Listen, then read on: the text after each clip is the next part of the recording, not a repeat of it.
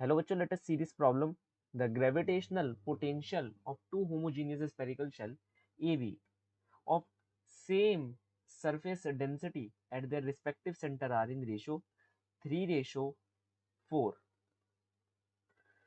If the two shells collapse to make a single one such that the surface charge density remain the same, then the ratio of potential at the internal point of the new shell of A will be equal to, हमसे कहा जा रहा है आपके पास दो homogeneous spherical shell है ए और B, उन दोनों की सेम सरफेस डेंसिटी हमें दे रखी है। कहने का मतलब है सिग्मा जो है वो ए का बी के बराबर है। अब हमसे ये कहा जा रहा है कि अगर सेंटर पर पोटेंशियल की रेशो 3:4 है दोनों के लिए, इफ टू शेल्स कोलासे, अगर इन दोनों को आपने मिला दिया तो ये एक बड़ा शेल बन गए। बड़ा शेल बनने के बाद अभी भी इनके लिए जो सिग्मा है वो सेम है, जो प्रीवियस केस में चल रहा था सिग्मा वही है, उसमें कोई चेंज नहीं आया। तो हमसे ये पूछा जा रहा है the ratio of potential at an internal point of a new shell, किसी भी एक सर्टेन पॉइंट पर पोटेंशियल निकालो इसके अंदर जो नया शेल बनकर आया है, न्यू शेल, और इस पोटेंशियल की वैल्यू को तुम डिवाइड कर दो ए के पोटेंशियल की वैल्यू से। ये है हमारा टोटल क्वेश्चन। यहाँ हम अपनी की कंसेप्ट से शुरुआत करेंगे। पोटेंशियल जो होता है किसी भी शेल के लिए वो होता है minus G mass of that particular body upon में radius of that particular body, है ना, ये होता है।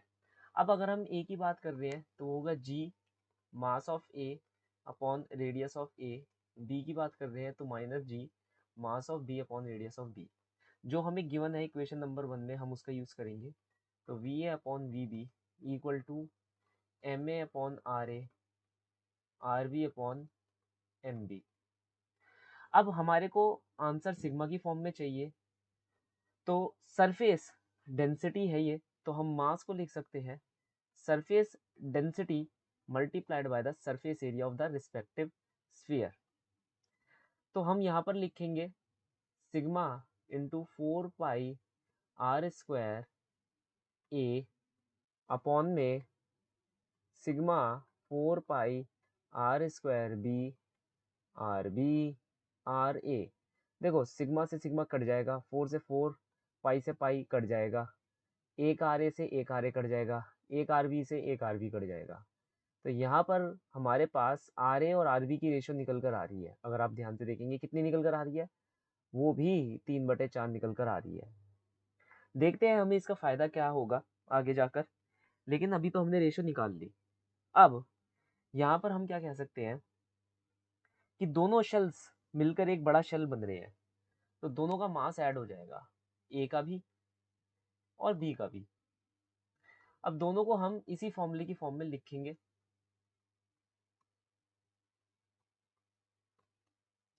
इसमें से 4 पाई सिग्मा बाहर निकाल लेंगे तो ये मास आ गया। अब हमें जो आंसर निकालना है, कहाँ गया वो आंसर, हाँ ये रहा, हमें ये निकालना है।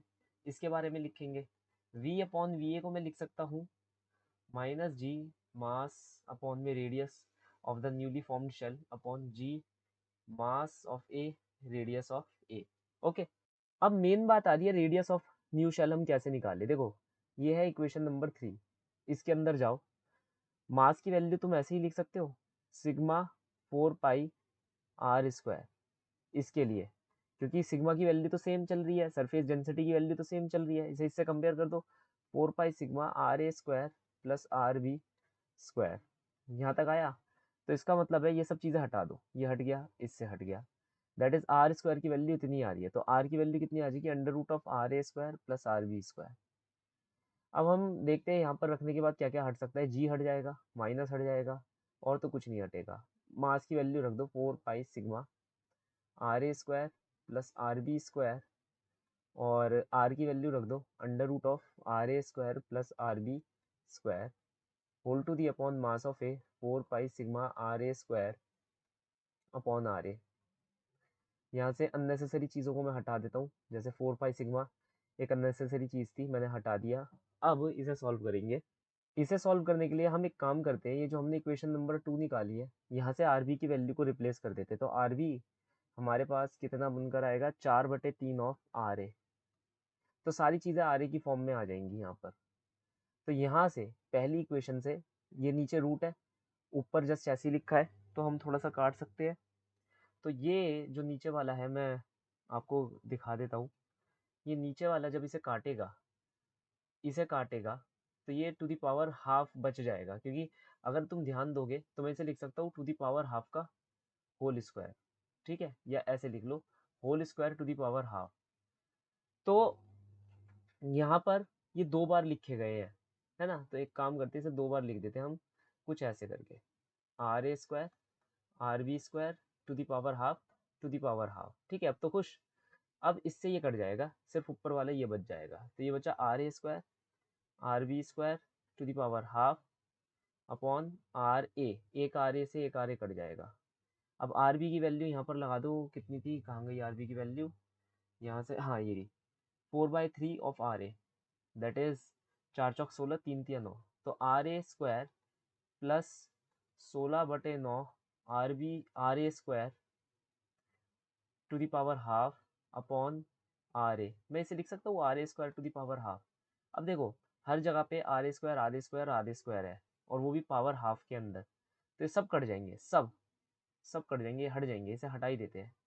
ठीक है, ये सब हट जाएंगे, तो नीचे क्या आ जाएगा, 1 आ जाएगा, तो 1 + 16/9 टू द पावर हाफ, तो ये हो जाएगा 9 + 16 upon 9 to the power half, that is 25/9 का अंडर रूट, दैट इज 5/3।